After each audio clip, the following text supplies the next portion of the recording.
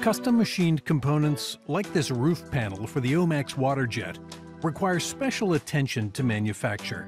The 3 large cutouts need to remain attached to ensure the large scrap pieces don't damage the machine or ruin the part.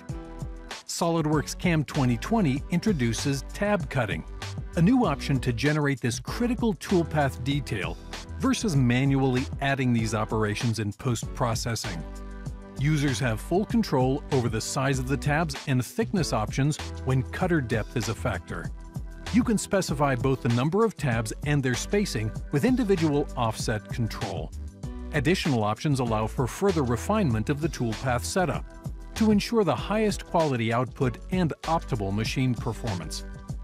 With the operation updates complete, the regenerated toolpath can be simulated, giving you complete confidence in your manufacturing setup. With SOLIDWORKS CAM 2020, you can quickly create detailed toolpaths to drive your manufacturing processes.